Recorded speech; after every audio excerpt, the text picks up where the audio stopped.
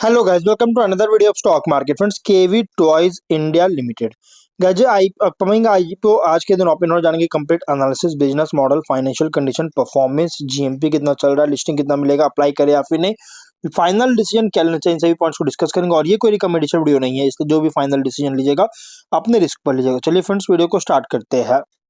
IPO 8 दिसंबर open हो रहा है आज के दिन। 10 दिसंबर क्लोज किया जाएगा। 10 रुपीज का फेस वैल्यू, 227 टू 239 रुपीज पर शेयर की प्राइस बैंड, 600 शेयर्स के lot size, fresh capital IPO है। Book build IPO BSE and SME पे लिस्टिंग होने जा रहा है।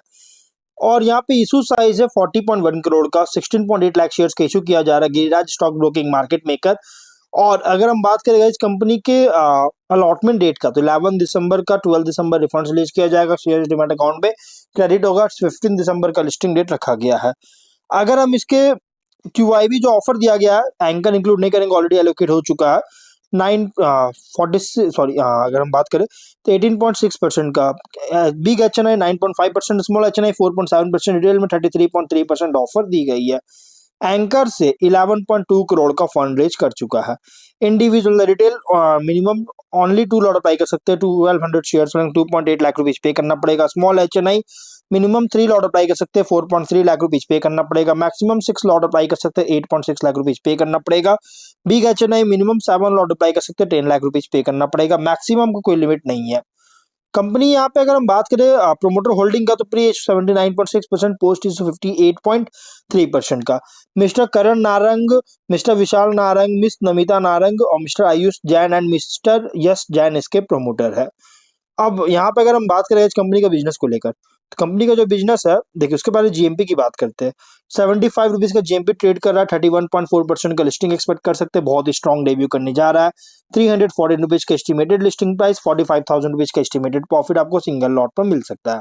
बिजनेस की बात करें, 2009 में इनकॉर्पोरेट किया गया था, जो कि ये कॉन्ट्रैक्ट मैन्युफैक्चरिंग का बिजनेस में इंगेज है। और plastic moulded and metal based toys का, जो कि चिल्ड्रन के लिए, जो कि एजुकेशनल और रिक्रिएशनल सेगमेंट, इन दोनों को कवर कर रही है, इसका सेल करता है।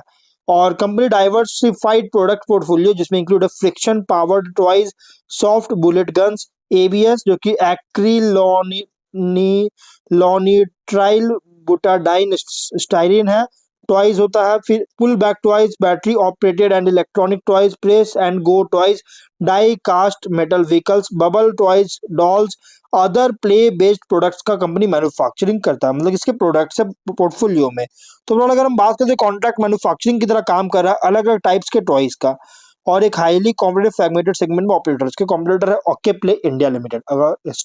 अगर हम बात करें जो लिस्टेड कंपनी है, वहीं अगर हम देखेंगे तो कंपनी जो है ना, ये सेवरल प्रोप्राइटरी ब्रांड्स जैसे Alia and Olivia doll range में, यस मोटर्स जो कि डाई कास्ट कार रेंज में, फनी बबल्स जो कि बबल टॉयज में, थंडर स्ट्राइक जो कि सॉफ्ट बुलेट गन्स में जो है सो मार्केट करता है। और स्पेसिफिक सेगमेंट्स जो है चिल्ड्रंस की टॉय मार्केट का कैटर कर रही है, हर एक को कैटर करता है।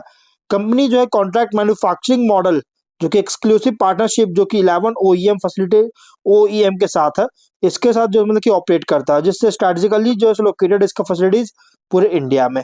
तो ओवरऑल अगर हम बात करें इस कंपनी का यहाँ पे बिजनेस, तो यहाँ पे जो बिजनेस कर रही है ना, हाईली कॉम्पिटेटिव फ्रैगमेंटेड सेगमेंट में बिजनेस कर रही है। फाइनेंशियल अगर देखा जाए तो एसेट्स है 57.4 करोड़ का, नेट वर्थ है 13.1 करोड़ का, रिजर्व है 8.5 करोड़ का, डेट है 25.5 करोड़ का। वही रेवेन्यू प्रॉफिट की बात करेंगे तो 24 में तो नहीं, लेकिन 25 से यहाँ दिख रहा है 85.6 करोड़ का रेवेन्यू, 4.6 करोड़ का प्रॉफिट है 25 में अगर देखा जाए। और फर्स्ट हाफ में 80.9 करोड़ का रेवेन्यू, 4 करोड़ का प्रॉफिट है। तो यहाँ पे फाइनेंशियल अगर देखा जाए ना, तो कंपनी का फाइनेंशियल टॉप लाइन या बॉटम लाइन इनकंसिस्टेंसी देखने को मिल रहा है। प्राइस जो फिनेंशियल रिकॉर्ड्स है ना, डाइशी देखने को मिल रहा है। रीजन 24 में एकदम नहीं है, देखिएगा तो यहाँ पे एकदम देखने को नहीं मिल रहा है। और ये इनकंसिस्टेंसी देखने को मिल रहा है। रिसेंट फिनेंशियल डेटा के अकॉर्डिंग प्राइस में भी बहुत ही हेवी प्राइस रखी गई है आईपीओ का। Small paid up equity capital है, जो कि पोस्ट आईपीओ इंडिकेट कर रहा है माइग्रेशन के लिए लंबा टाइम ले सकता है। ईपीएस है 10 रुपीज का। और पी रेशियो की बात करेंगे 24 टाइम का, इसलिए मैंने कहा कि ग्रीडी प्राइस रखा गया है आईपीओ की।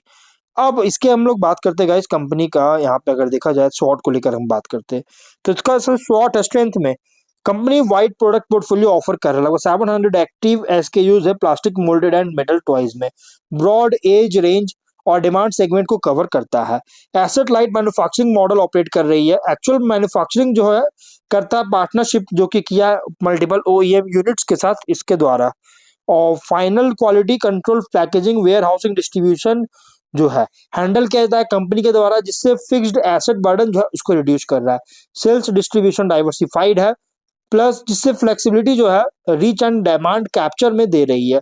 रिसेंट फिनेंशियल जो है रिकवरी और प्रॉफिटेबिलिटी ग्रोथ शो किया है, प्रॉफिटेबिलिटी शो किया है। पहले लॉसेस वगैरह था, प्रॉफिट देखने को तो मिला है। अगर डिमांड स्टेबल होता है तो टर्न अराउंड इंडिकेट कर रही है। वीकनेस में अगर देखिए तो रिलेटिवली न्यू और स्मॉल स्केल कंपनी है जो कि कन्वर्ट किया प्रोप्राइटरशिप से पब्लिक लिमिटेड में एंटिटी में, जो कि रिसेंट ईयर्स में। और इसलिए गाइस ब्रांड रिकॉग्निशन और का कमी देखने को मिल रहा है। टॉय मैन्युफैक्चरर जो स्टैब्लिश टॉय मैन्युफैक्चरर इसके स्केल में और लार्ज कंज्यूमर गुड फर्म्स के स्केल में ब्रांड रिकॉग्निशन बहुत ही कम देखने को मिल रहा है। और डिपेंडेंट थर्ड पार्टी ओईएम पर मैन्युफैक्चरिंग के लिए, जो कि डायरेक्ट कंट्रोल जो है मैन्युफैक्चरिंग कैपेसिटी और पोटेंशियल क्वालिटी और सप्लाई चेन रिस्क पर लिमिटेड कर रही है। टॉयज के लिए डिमांड है सिक्लिकल और स्ट्रांगली लिंक्ड होता है कंज्यूमर सेंटीमेंट और डिस्क्रेशनरी स्पेंडिंग पर, जो कि इकोनॉमिक डाउनटर्न या इन्फ्लेशनरी एनवायरनमेंट में वोलेटाइल हो सकती है। एसएमई आईपीओ होने के कारण लिक्विडिटी जो है पोस्ट लिस्टिंग लिमिटेड हो सकता है, शेयर प्राइस वोलेटाइल हो सकता है अगर लार्ज कैप फर्म से कंपेयर करें। लेकिन अपॉर्चुनिटीज भी है, जैसे इंडियन टॉय मार्केट जो है लगातार ग्रो कर रहा है, अर्बनाइजेशन इंक्रीज हो रहा है, डिस्पोजेबल इनकम इंक्रीज हो रहा है, एक्सेप्टेंस जो है ब्रांडेड टॉयज का ग्रो हो रहा है, जिससे लॉन्ग टर्म डिमांड ट्रेंड को फेवरेबल दे रही है। ई कॉमर्स और क्विक कॉमर्स का एक्सपेंशन के द्वारा एक्सपेंशन कर रहा है, डिजिटल रिटेल ग्रोथ को लेवरेज दे रही है। कंपनी का जो रीच है ट्रेडिशनल रिटेल नेटवर्क के अलावे जो है सो नए कस्टमर सेगमेंट्स को टैप करेगा, करने में हेल्प कर सकता है। आईपीओ प्रोसीड से ऑब्जेक्टिव क्या, तो वर्किंग कैपिटल लोन रिपेमेंट करना चाहता है, जिससे बैलेंस शीट को स्ट्रेंथन करेगा और सप्लाई चेन एफिशिएंसी को इंप्रूव करेगा। बेटर मार्जिन और ग्रोथ के लिए पोटेंशियल दे सकता है। और इसके अलावा अपॉर्चुनिटी है एक्स के यूज में आगे एक्सपैंड करने में, नए टॉय कैटेगरीज में और एज सेगमेंट में भी एंटर करेगा, और शायद एक्सपोर्ट में भी, जिससे डोमेस्टिक और ग्लोबल डिमांड जो है टॉयज के लिए इसके बेनिफिट मिल सकता है। लेकिन थ्रेट भी है, larger established toy domestic toy manufacturer imports unorganised toy producer से कंपटीशन बहुत ज्यादा है, प्राइस क्वालिटी कंपटीशन हो सकता है, जिससे मार्जिन प्रेशर कर सकती है। रॉ मटेरियल कॉस्ट और सप्लाई चेन डिस्ट्रप्शन में वोलेटिलिटी होता है, जिससे प्रॉफिटेबिलिटी जो है लो मार्जिन बिजनेस को हर्ट कर सकता है। कंज्यूमर डिमांड फ्लक्चुएशन, टॉयज जो डिस्क्रिशनरी है, इकोनॉमिक स्लो डाउन या लो कंज्यूमर सेंटिमेंट से डिमांड ड्रॉप हो सकता है। मैन्युफैक्चरिंग जो है आउटसोर्स्ड है, कोई भी ओईएम इश्यूज होता है जैसे कैपेसिटी कांस्टेंट, क्वालिटी लैप्सेस, तो इसकी वजह से डायरेक्टली अफेक्ट करेगा इसका डिलीवरी टाइमलाइंस, इन्वेंटरी और ब्रांड रेप्यूटेशन को। एसएमई लिस्टिंग है, रिस्क भी है गाइस कंपनी का। तो ओवरऑल अगर हम बात करें तो large toy consumer good firm से कंपेयर करेंगे तो कंपनी स्मॉल एसएमई है, लिमिटेड ट्रैक रिकॉर्ड है और हायर ग्रोथ अनसर्टेनिटी और रिस्क भी बहुत ज्यादा है। एसेट लाइट मॉडल है, जो कि एसेट लाइट मॉडल जो है कॉम्पिटिटिव एडवांटेज दे रहा है एसेट हेवी फर्म्स के ऊपर, लेकिन डिपेंडेंस जो है थर्ड पार्टी ओईएम पर, इससे कंट्रोल रिड्यूस हो रहा है, जिससे एक ट्रेड ऑफ जो है ना, इसको मैं बहुत ही केयरफुली मैनेज करना पड़ेगा। अगर कंपनी एसकेयूज को डिस्ट्रीब्यूशन जो कि ऑनलाइन प्लस ऑफलाइन को स्केल कर सकता है और क्वालिटी मेंटेन करता है, सप्लाई चेन डिसिप्लिन मेंटेन करता है, तो गाइज ये ग्रो कर सकता है। लेकिन एग्जीक्यूशन भी जो है सो इसकी कॉम्पिटिटिव इंडस्ट्री में की हो सकता है, बहुत इंपॉर्टेंट पॉइंट है एग्जीक्यूशन। अगर बेहतर नहीं होता है तो गाइज इंपैक्ट कर सकता है। इन्वेस्टर्स के लिए आईपीओ रिप्रेजेंट कर रहा है high risk potentially high reward SME level investment toy manufacturing retail segment में, और उन इन्वेस्टर के लिए सूटेड है गाइस ये आईपीओ जो वोलेटिलिटी चाहते हैं और मीडियम टर्म मतलब कि के लिए होल्ड करना चाहते हैं, अगर ग्रोथ पर डिपेंड करते हैं तो उसके लिए गाइस कंपनी ठीक ठाक है। बाकी अदर गाइस आप इसको इग्नोर कर सकते हैं।